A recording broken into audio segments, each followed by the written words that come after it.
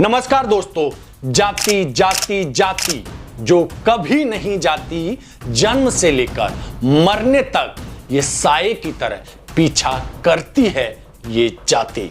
मेरा यह वीडियो एक ऐसी कड़वी सच्चाई को उजागर करता है जिसे अक्सर सदियों से अनदेखा किया जाता रहा है, जातिवाद। हमने जिस स्पष्टता और साहस के साथ समाज की परतों को उधेड़ते हुए सच्चाई सामने रखी है, उसे देखकर आप भी सोचने को मजबूर हो जाएंगे। आइए इस विषय को विस्तार से समझते हैं।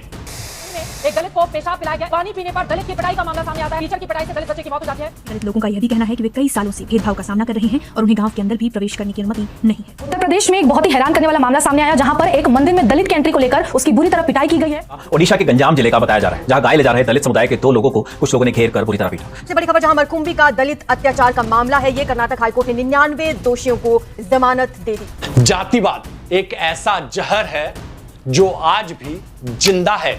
आजादी के 75 साल बाद भी अगर कोई गुलामी बची है तो वह है सोच की, जातिवादी सोच की।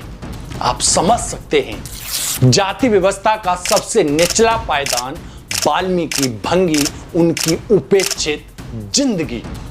वाल्मीकि समाज और अन्य तथाकथित अछूत समुदाय आज भी जाति व्यवस्था के सबसे निचले पायदान पर खड़े हैं। इनके यहाँ आज भी पानी तक ना पीना, खाने की थाली अलग रखना, उनको छूने से भी परहेज करना, यह व्यवहार आज भी भारत के कई हिस्सों में जिंदा है। या यूं कहें कि पूरे भारत में जहर की तरह लोगों की नसों में घुसा हुआ है। लेकिन आपको बता दें कि उनका योगदान इस देश में किसी तथाकथित उच्च जाति के योगदान से कम नहीं रहा। उसके बावजूद भी उनके योगदान को भुला दिया गया, जबकि साफ सफाई, गटर की जानलेवा जिम्मेदारी और शहरों की नींव उन्हीं के खून पसीने से ही बनी है। अब बात आती है जाति के भीतर जातिवाद की। यह एक ऐसा जहर है जो लोगों के अंदर ही भरा हुआ है, घुसा हुआ है। आप समझ सकते हैं। आइए कुछ उदाहरण के साथ समझने की कोशिश करते हैं। वाल्मीकि के यहाँ जाटव व चमार खाना नहीं खाते। माहर जाटवों से, वाल्मीकि से खुद को ऊंचा समझते हैं। ऐसी दलितों की सैकड़ों जातियां हैं जो आपस में खुद को ही श्रेष्ठ समझती हैं, जो एक दूसरे से छुआछूत भी करती हैं। ऐसे ही अगर बात करें तो ओबीसी के अंदर जातिवाद की, यादव व अहीर, जाटव और चमार वाल्मीकि को नीचा समझते हैं। उनके यहाँ खाना तक नहीं खाते, पानी तक नहीं पीते। तमाम ऐसी समस्याएं, इसी तरह ओबीसी की तमाम ऐसी जातियां हैं जो एक दूसरे के साथ जातिवाद करती हैं, खुद को श्रेष्ठ समझती हैं। और मुख्य तौर पर ये सभी जातियां दलितों से घोर जातिवाद भी करती हैं। आप समझ सकते हैं। अब बात करें जाति व्यवस्था के सबसे ऊंचे पायदान की, जिसमें ब्राह्मण आता है। आइए इसे समझते हैं। तथाकथित उच्च जाति वर्ग के अंदर भी जातिवाद विद्यमान है, जिसे ब्राह्मण, ठाकुर, बनिया, तमाम वो लोग तथाकथित उच्च जातियों के साथ भी जातिवाद करते हैं।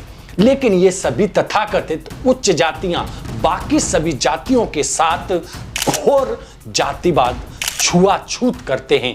ताजा उदाहरण इटावा का दिया जा सकता है, जहां पर यादव कथावाचक के साथ जातिगत भेदभाव देखा गया। आजादी के 75 साल बाद भी इस भारत देश में अगर कोई अपने से निचले वर्ग से दूरी बनाए रखता है और उसके साथ घोर जातिवाद करता है, तो ये देश का सबसे बड़ा दुर्भाग्य है। जाति कोई एक दीवार नहीं है, यह दीवारों का मकड़ जाल है, जहां पर कोई भी किसी को अपने से कम मानता है, अपने से नीचा समझता है, खुद को ऊंचा समझता है। आइए जातिवाद की जड़ी खोद कर देखते हैं। ब्राह्मणवाद और मनुवाद इसकी जड़ों में कितना भरा पड़ा है, आज विस्तार से देखते हैं। ब्राह्मणों ने सदियों से ज्ञान, शिक्षा, मंदिर, पूजा पाठ पर एकाधिकार कर रखा था और शेष समाज को सेवा के लिए नियत किया था। और ब्राह्मण ने ही इस देश में जातिवाद का जहर घोला। इसकी शुरुआत मनु के मनुस्मृति से मानी जाती है। मनुवाद वह विचारधारा है जो जन्म के आधार पर इंसान के मूल्यों को तय करता है और यही सबसे बड़ा सामाजिक अपराध है। और इसीलिए ही डॉक्टर बाबा साहब भीमराव अंबेडकर ने मनुस्मृति के कुछ पन्नों को जलाया था, क्योंकि डॉक्टर अंबेडकर ने मनु की मनुस्मृति को जातिवाद के लिए जिम्मेदार ठहराया था। और आज भी मानवतावादी लोग जातिवाद के लिए ही मनुस्मृति को जिम्मेदार मानते हैं। मनुवादी यह सोच हमें आपस में बांटती है ताकि कोई संगठित आवाज ना उठे, लोग आपस में एक साथ मिलकर नहीं रह सके। आखिर जातिवाद या यूं कहें ब्राह्मणवाद इस देश में बना क्यों रहना चाहता है? तो आइए इस पर भी बात करते हैं।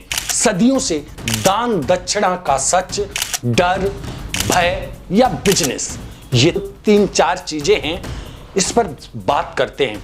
सदियों से ब्राह्मण का जीवन दान दक्षिणा पर चलता रहा है और यह दान वही लोग देते हैं जिन्हें वह अछूत या निम्न समझते हैं। सोचिए, जो तथाकथित निम्न जातियां ना हो तो लेनदाता कहां जाएंगे? ये ब्राह्मण जो पुजारी पंडित कहां जाएंगे?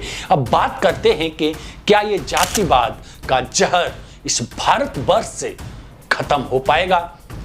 आइए इस पर भी विस्तार से बात करने की कोशिश करते हैं। इसके समाधान क्या हैं, क्या हो सकते हैं, इस पर भी बात करते हैं। सबसे पहले हमें जाति नहीं, कर्म को प्राथमिकता देनी होगी। सामाजिक एकता और शिक्षा ही मुक्ति का मार्ग हर जाति का अवलोकन करना होगा, क्योंकि जातिवाद सिर्फ ऊंची जातियों की बीमारी नहीं है, यह एक मानसिक जहर है जो हम सब में घर कर चुका है। सच कड़वा है लेकिन अंत तक मुक्त करता है।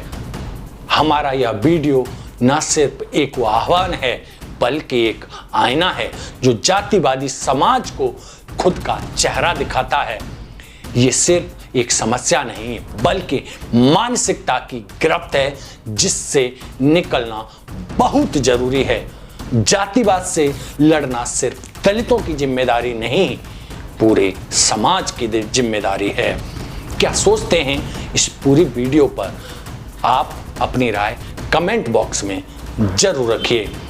अगर आप हमारे चैनल पर नए हैं तो आप हमारे चैनल को सब्सक्राइब करना नहीं भूलें और इस वीडियो को अगर ज़्यादा अच्छा लगा हो तो आप इस वीडियो को और लोगों तक भी शेयर करें। धन्यवाद।